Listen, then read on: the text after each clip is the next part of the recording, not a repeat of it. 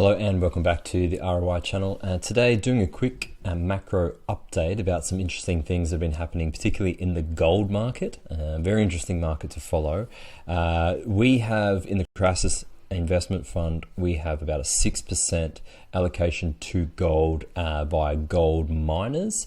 And so today just going to talk a little bit about why that is and some of the basics around gold. This will be done over a 3-part mini-series. Today we're talking about what gold is and why it's such a thing, why people talk about it all the time and what it's used for. And then in the next few series we're going to be talking about how to value gold, various different ways, and what role it plays in a portfolio, supply demand dynamics, etc. So without further ado, what is gold? Gold is, you know, when you grow up, you just think of it as this thing, this atomic number 79 thing that everyone seems to be crazy about. Gold doesn't actually do much, and that's the point. That's one of the reasons why gold is one of the best, in my opinion, the best form of money. And we're going to talk about why that is.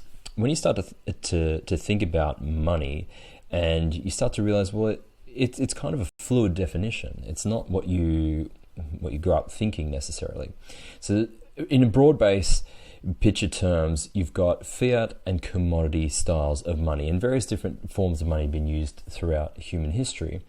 When it comes to commodity-based money, what is that? Well, that is simply money that is backed by something that has an intrinsic value in and of itself. So for example, a gold standard. Gold and silver standards have typically been used for most forms of money up until relatively recent times in human history, and that is because those metals have intrinsic value in and of themselves. So you can use gold in electronics, in dentistry. Silver can be used in a heap of different things, and there are other ways that commodities can be used as payments: coffee beans, soybeans, etc., etc. Anything that has intrinsic value in and of itself, be it consumptive or industrial uses, is a commodity-based form of money.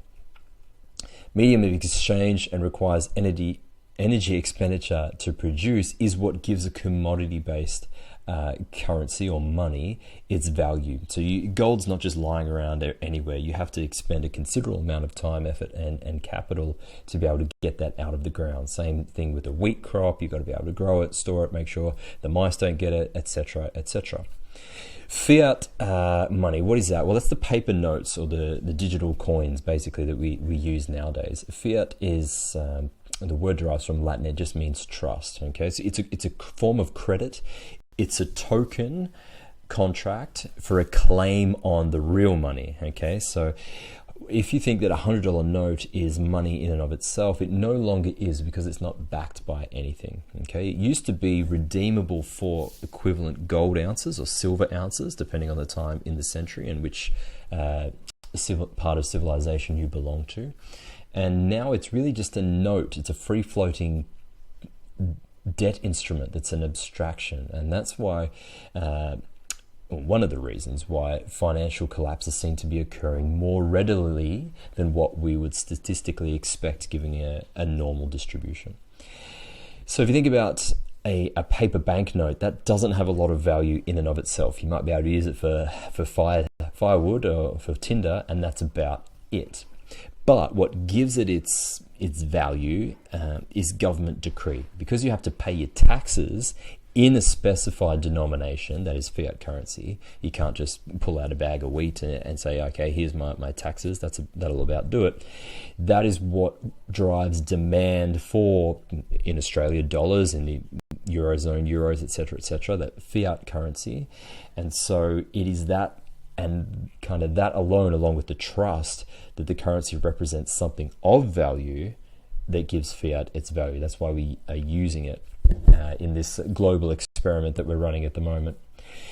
So the only backing of our money is universal faith and trust that the currency does have value and nothing more. And that's going to be important when we come to think about the kind of big picture macro. And here's the first great little chart here, as I move my head out of the way, that shows what's happened to the purchasing power of the United States dollar over the last century and a bit. So up at the top there, they're using it $100 as it was in 1913 as a numeraire. Okay, so numeraire means everything else will be related back to that. That will be the base. And as you can see, over various things that have happened, these are the recessions here in the pink throughout the US economy. The Fed Reserve was created in 1913 because in 1907 there was a stock market crash and there was a run on the banks. So they were afraid of a liquidity crisis. They voted in what I believe is the third central bank in US history. They had two before and they abolished it, so go figure. In any case, various things happen over history, as you can follow through the chart there. Bretton Woods Agreement, that's the next big one when it comes to monetary policy, or having a global money standard. Prior to that, the money, the US dollar, was backed by gold. It was about, I believe, $22.46 an ounce until the World Wars, where they needed to suspend the gold standard so that they could print more money to finance the war. Then war ends 1945, and so the writings on the wall, 1944, they meet at Bretton Woods and they're trying to decide what the new world order will be essentially. And what do? Do they go back to a gold standard, or do they use a silver standard? Do they go full fiat? What happens? So the US, in a rather brilliant move, they were the superpower at the time, responsible for winning the war, and so they got to make the rules essentially. And they came up with an agreement where all the other currencies would be floating with floating cross rates, meaning they weren't pegged. Like the yen wasn't pegged to the Australian dollar, to the British pound sterling. They were free floating, and they were tied to the US dollar, which in turn was tied to gold. So it had a fixed $35 US per ounce of gold. Okay, so if you had $35, that was worth 1 ounce of gold. And all the other currencies, if you think of them as like helium balloons tied to strings on the US dollar, the US dollar itself was backed by gold. And that worked okay until over, as you can see, the next few decades, baby boomer, monetary velocity increases, and alongside that velocity increases inflation. So all of a sudden these paper notes, which are tokens redeemable for gold, started to lose their value. And so other nations, particularly the French, cottoned onto this. They didn't like the US hegemony being abused, and so they decided, well, we'll use this agreement against the US and start cashing in our paper dollars for hard money, essentially, so gold ounces. If the US is going to be printing these worthless currency notes, we're going to take them and we're going to cash them in for gold, which is still fixed at $35 an ounce. Okay. Then we come to August 15, 1971, which is about here on the screen. Richard Nixon temporarily suspends the convertibility of US dollars for gold. So essentially he ends the gold standard, or the Bretton Woods standard technically is what it was at the time.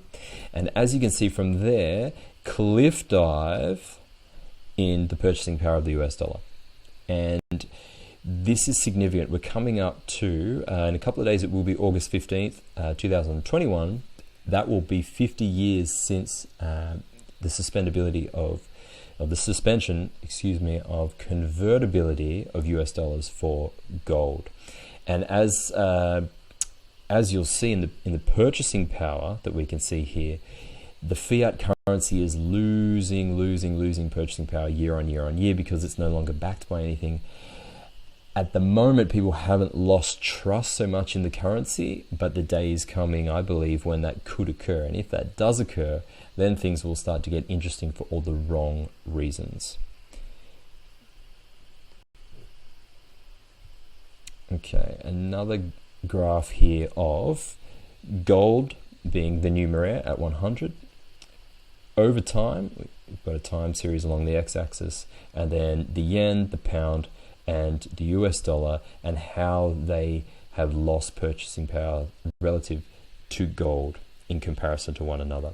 So you can see the yen, Japan has been struggling. They have been printing. I don't even know what the number is now, must be trillions of yen.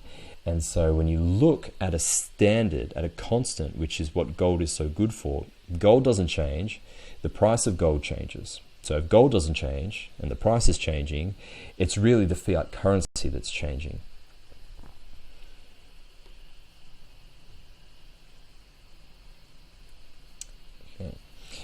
There are various definitions of money. The four that are usually most commonly referred to are the medium of exchange, the store of value, unit of account, and a standard of deferred payment, in other words, credit. Now, you can sometimes swap that out. I've seen the definition used as fungible, which means it can be broken down into equal units, which of course you can do for gold. That's what we usually use as troy ounces. So you can have kilos of gold, grams of gold. You can divide it up almost however you like. So it certainly satisfies that criteria. It is a medium of exchange. If you and I agree on a contract and it's worth 1 ounce of gold, I can transfer the gold to you, no problem. It is, in my opinion, the best store of value that we've come across as a species. It's almost indestructible, gold. It has such a high melting point. It's so durable. It really does serve its purpose as money. Unlike other metals, which are easily bent, like copper, for example, lower melting points, gold has most of its use simply as a unit of account, as money. Okay. Other metals, they have larger industrial uses. So what you have is you have a supply and demand issue sometimes. If we need to be using up silver, for example, which has huge industrial uses, then it's not as stable in terms of the supply available to use as money also. Whereas gold, yes, it does have intrinsic value in and of itself. It can be used in dentistry, in electronics and so forth, but it's best used as a form of money. Unit of account, that's pretty easy. We can count the number of ounces and we can have a unit of account there. Standard of deferred payment, that's easy enough. It can easily be used as credit instead of having a dollar amount that will be paid in a futures contract or a forward-leaning contract. It can be in weight of gold. And in fact, if you're smart, you would probably do that if it's a long-term debt obligation, because the gold will retain its value, as you've seen, better than the fiat currency will. So from 1971 here, we have the gold price. Now, if you notice, this is basically the inverse or the mirror image of the purchasing power of the dollar. So it's not so much, again, that the gold has gone up. An ounce of gold is still an ounce of gold, and that's what this chart is measuring. But the price has gone up because the value of the dollar has been falling. Okay, and that's what we as investors are interested in when it comes to gold. All our assets are going to be priced in fiat currency. So if we've got our assets that's priced in a deteriorating unit of measurement, that can be a bit of a concern. So we need to have a hedge or a cornerstone of value in the portfolio that has been proven over centuries to maintain its value in the face of a deteriorating currency. And that's why we have about a 6.5% allocation to the gold miners. All right, I'm picking bad spots. There we go.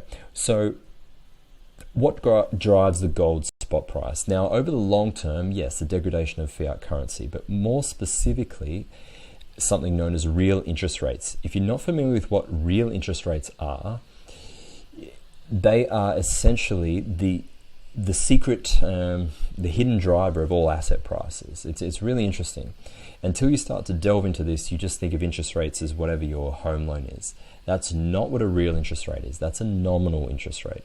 The reason is it does not account for inflation. So if you look at the mathematical formula here, the real interest rate is the real after inflation rate that you get, okay, as either the investor or the creditor. So if you're loaning out money, what is the real rate of return that you get? Okay, if you're investing in a business or in another asset that's going to produce cash flows, what will that be measured against a real interest rate? And how do we know that the cash flows as returns are not just simply the product of inflation or a degrading currency? Because the currency might be dropping like a stone in value, and that might make your cash flows look really good. But if those cash flows are in a unit of measurement that's declining, it's not going to have any purchasing power and is going to defeat the whole purpose of investing. Real interest rates, equal the nominal interest rate minus the inflation rate, okay? Or sometimes it's written as the expected inflation rate if you're looking into the future. This is very, very, very, very, very, very, very important because, as no doubt you can work out here, the higher the inflation rate, the lower your real interest rate will be, because generally speaking, nominal interest rates cannot rise quick enough when there's a heightened period of inflation. If you think back to the US in the 1970s, that's a great case study, great example. If you look at Venezuela, if you look at Turkey, Lebanon, some of those, Argentina, some of those famous cases where the currency has just taken a cliff dive and the inflation rate has gone through the roof, you can have 20, 25, 30% nominal interest rates. That means nothing if your year-on-year inflation rate is in the thousands. Okay, so think about that. Real interest rate, nominal interest rate minus inflation rate. Let's say, for simplicity, I really want to make sure you get this concept. The nominal interest rate is 1% and inflation is 1%. Okay, so obviously that would cancel out and give us a zero real return. If we keep the nominal rate the same, but inflation rate doubles, so 1% minus 2%, you're now looking at a negative real interest rate. And obviously you can go through this example, and 1 minus 3, if the inflation rate was 3%, for example, you'd be going to negative 2. And so obviously that proves the point from a mathematical standpoint. The higher the inflation rate, the lower your real return would be. Okay?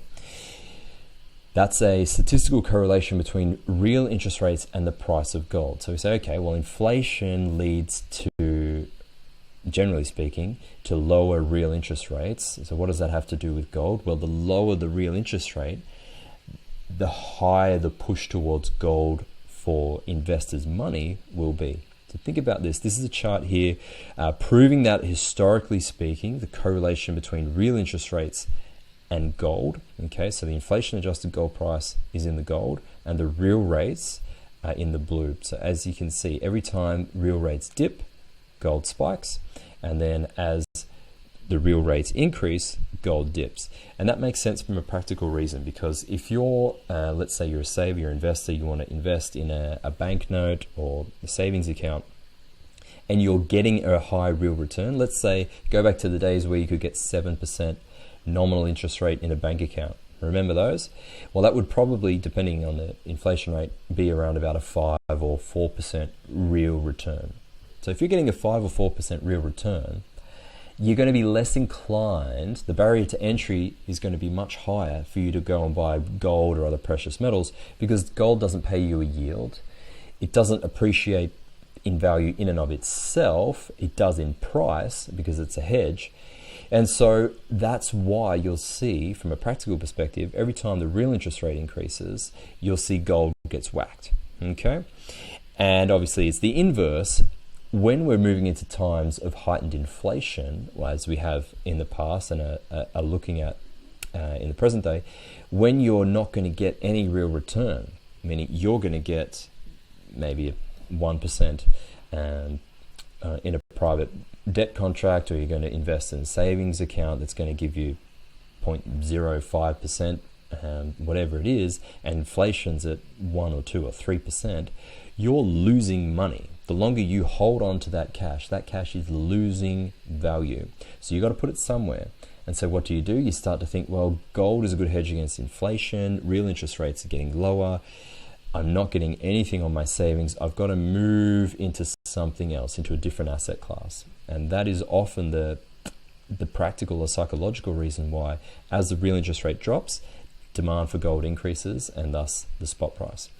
Hence why we're interested in gold, because looking into the future, given the budget deficits, I'm going to go into this much more detail in another video, and the stimulus money being printed by the central banks, we expect a heightened aggregate inflation over the next decade at least.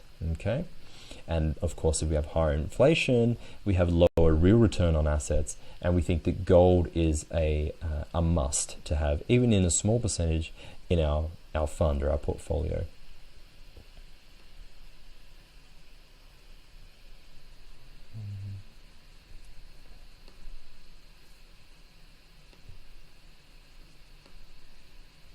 Okay, again, some of my presentation is not responding there. We here have the real interest rates and gold. This is in a much smaller, shorter time zone so that you can see the difference. Gold is the inverse to the real interest rates. As you can see, real interest rate comes up, gold goes down, and vice versa. What drives real interest rates? As you can see, that's the formula for our nominal interest rate. And so this is a bit more high level macro, but basically speaking, inflation rate will determine your real rate of return as long as interest rates are kept the same. So you might be thinking, well, why would interest rates remain the same? Why wouldn't the central bank just jack up the nominal interest rates? That'll decrease the inflation. That'll bring us back to higher real rates of return on things like government securities. And you're correct, they would do that if they could. Don't forget, the government debt is tied to the interest rate. So the government will give out a bond, and they have to pay the coupon, and they have to make interest payments on those bonds. So if they were to raise interest rates, they would essentially be raising the interest rates on themselves. So this would be akin to you and I if we have our mortgages and we would decide to raise the interest rate on our mortgage, okay, on our debt obligations. That would hurt us. So we're treading this fine line in the economy at the moment between inflation being kept under control somewhat and governments not allowing interest rates to get out of control because they have so much debt. And this is where we're in a real pickle from a macro perspective, and people have been flocking to gold over the last 12 to 18 months because they believe that there's going to be severe degradation of currencies basically all around the world. So if you follow here, if you look at times where the government has printed a heap of currency, such as after the Second World War, the way that they got out of that was by using a technique known as financial repression. Okay, this is to reduce the real value of their sovereign debts. Okay, so the populace funds the war, for example, by buying up government bonds. Government have all these liabilities, but the liabilities are in nominal interest rates. Okay, so you don't pay real rates, you pay nominal interest rates. And that's important because what the government can do is slowly over time, they can deflate the real value of their debt by causing inflation. Okay, so they do this mainly by quantitative easing. Central banks issue out currency, they buy up government bonds. This lowers the yields on those bonds. Okay, and if it lowers the yields on the bonds, that lowers the interest rates which the governments have to pay out for their sovereign debts. Okay, it works in a little circle like so. Central banks buy up the government bonds, if no one else will, to smash down the yields on the bonds. They bid up the price of the bonds, yields get whacked, interest rates lower. Lower the yields, lowers the interest that the government has to pay on their outstanding debts, lowers repayment, makes it easier for them in their budget deficits. Now, the key is obviously this increases the inflation potential. Normally, it eventually results in inflation. It doesn't necessarily result immediately in inflation because inflation has a velocity component. So even if they print trillions and trillions of dollars, if those dollars are not being spent and circulated throughout the economy, you won't see the inflation until that happens. And over time, that lowers the real value of the debt. So something like a 1% financial repression in terms of causing inflation will halve the real value of the government debt over 35 years. So it's a slow, sneaky way of reducing the real weight of their payments. Thanks for watching. If you're interested in the portfolio, jump over to eToro. I'll leave a link there. Please like and subscribe if you haven't already. And as always, do your due diligence.